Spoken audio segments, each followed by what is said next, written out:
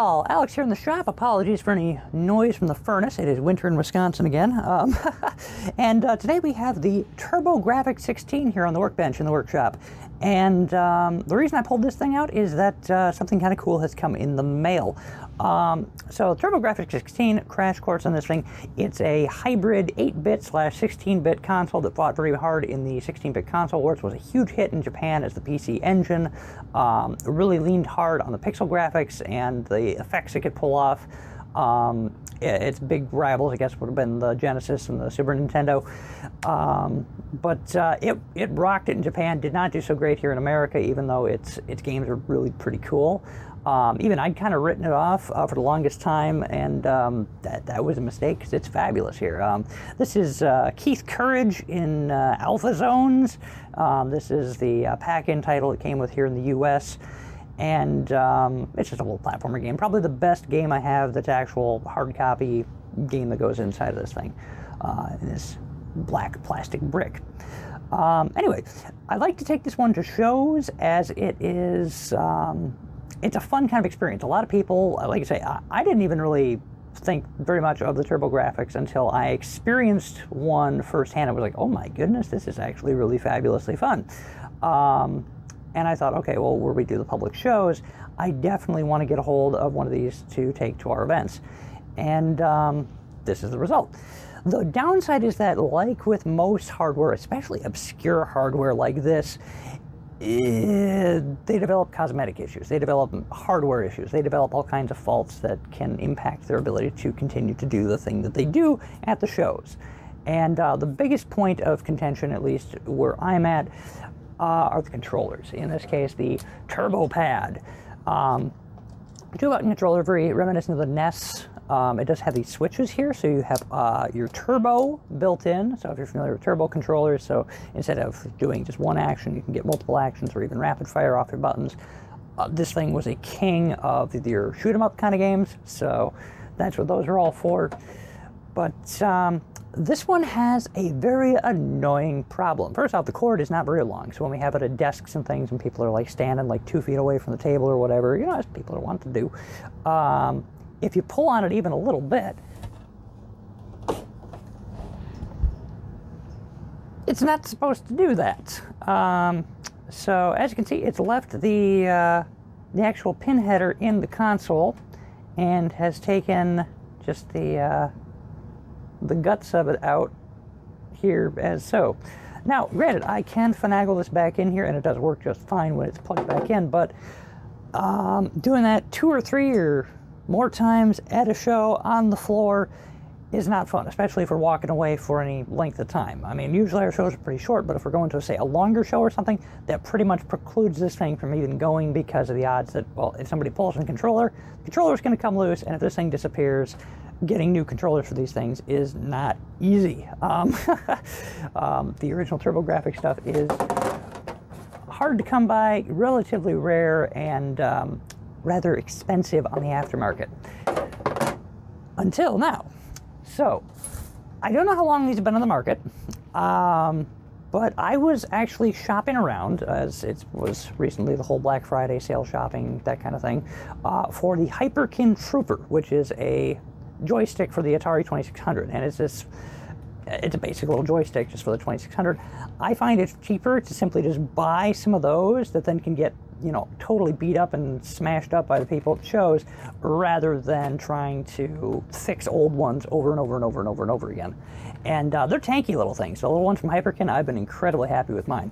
So I was looking to actually buy a couple more because you can use those on so many systems. They all use the same pin interface, and so I was looking around and I saw this and I could not believe it, so I picked one up. So this is the Hyperkin Specialist. This is a reproduction, or a reimagining rather, of the TurboGrafx-16 controller. It kind of goes in with the Hyperkin kind of military theming. You know, they've got like the Specialist obviously is here for the TurboGrafx-16. The Trooper is for the 2600. I believe it's the Cadet is the one for the NES. Yeah, I think it's the NES. I know they've got a couple other for like the Genesis and that kind of thing, which I have some of those as well. But anyway, just a quick look at the back of the box here. I will get a better look at that in a little bit here. But this is premium controller for TurboGrafx-16. Lets you hold the 90s right in your hands. So kind of cool there. I was really excited to see this because, of course, I've been looking for another controller for this system, and this was not very expensive. If I recall correctly, I got this for less than 30 bucks shipped. And it also includes this little dongle here, which is allows you to adapt this controller down to a PC Engine controller, which uses a smaller DIN socket for that. So you use a mini DIN instead of a full-size DIN. And that I expect will be very handy because we do have some other PC Engine equipment that isn't here right now, but we will have in the future here. So I'm going to actually convert the camera over here. We're going to turn off Keith Courage, and I'm going to open this thing up, and we're going to see what it looks like and compare and contrast the two. So join me in just a moment. Hello all! The furnace has momentarily turned itself off, which is going to be nice. I apologize for the lighting. I've got the lighting directly overhead, and it's got kind of this shine to the box there, so I guess I'll put a epilepsy warning on there. Anyway, I'm just going to take a look at the box here. This is Hyperkin's little box. They always do kind of this kind of offset cardboard there, so it's got kind of this unusual shape. It's just their thing, their branding. I just think it looks kind of cool. I don't know. It feels a little bit more premium, I guess. So I'm just going to open up the top. We're going to see what's inside. So the rare unboxing video. I try not to do these because I think that they're kind of overhyped, but I'm genuinely kind of excited about this one. So I wanted to share this one. All right. We got our piece of plastic inside shaped like the box. And that looks to be about it. Yep. So set the box aside there. And there it is.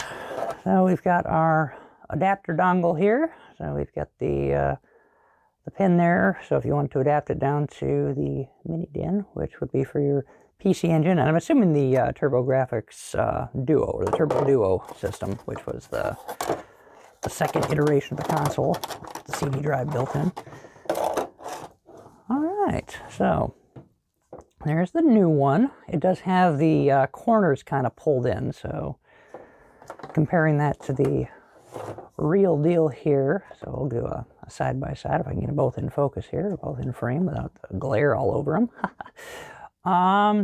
Yeah, that's pretty close. The sizing's about right. The styling is similar, but not close enough to be infringing.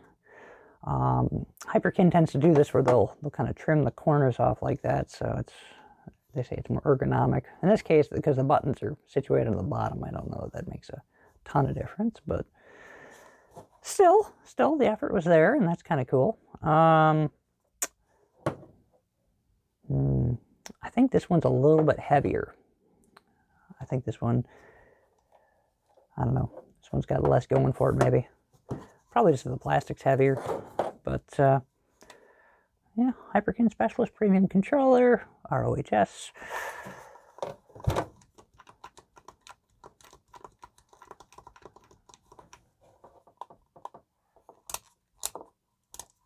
Nice clicky switches. Buttons feel pretty good. And these are a little bit softer touch, but that could just be because these have been played. This one has been through the ringer for, 30 some years at least, so it's bound to be a little bit more soft after all this time. But yeah, that's pretty good. Well, I'm pretty happy with that. That looks pretty good. It's got this big honking cord here that's got to be at least twice, if not 3 times as long as the old one, so that'll be good for our applications with the shows. And yeah, that's not coming off, so we're already in way better shape. So I'm going to transition back over, and we'll take a look and see how this looks on the gameplay side of things. All right, first things first, I thought I'd just grab this real quick here.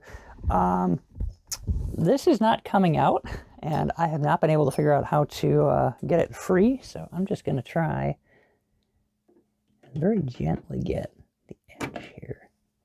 No, it's not going to do that. I'm going to grab maybe the center pin.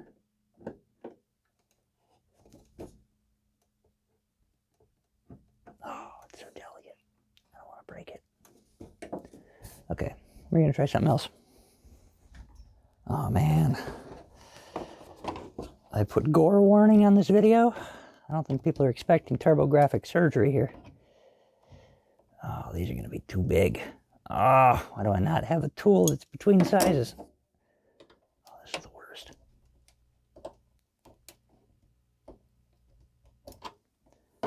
Gotta be a better way.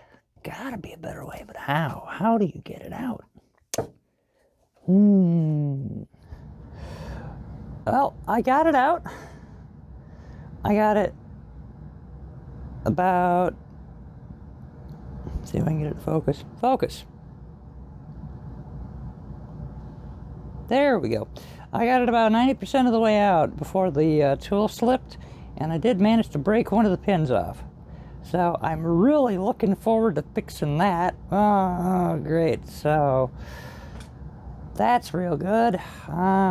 You can just tell by my voice I'm so excited for that. So maybe it's like a dead pin, like a null pin. It's probably not. Oh, I'm upset about that. All right, let's try the other controller. All right, I was going to directly compare the Hyperkin versus the TurboPad, but I think I probably broke the other one. So, or at least the pin header on it. So we're just going to try it with the controller here and see how it goes. So, whoop, did I not hit it in time? There we go, come on.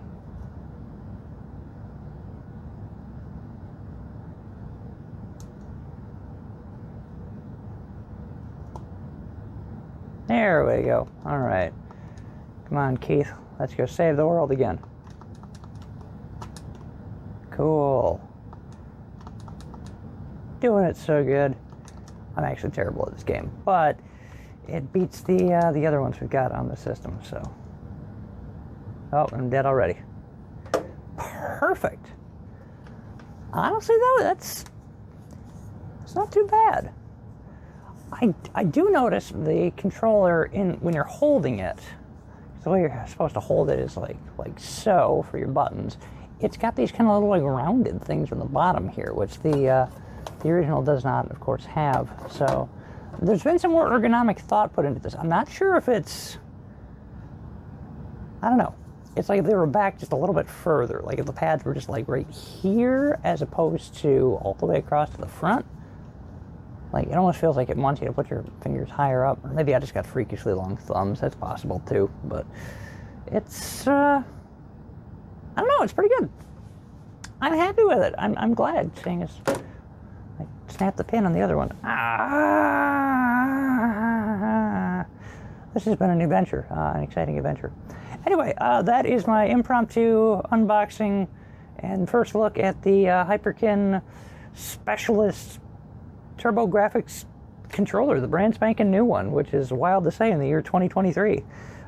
As soon as I have either the PC Engine, we get a PC Engine Duo, which is the TurboGrafx Duo Japanese version.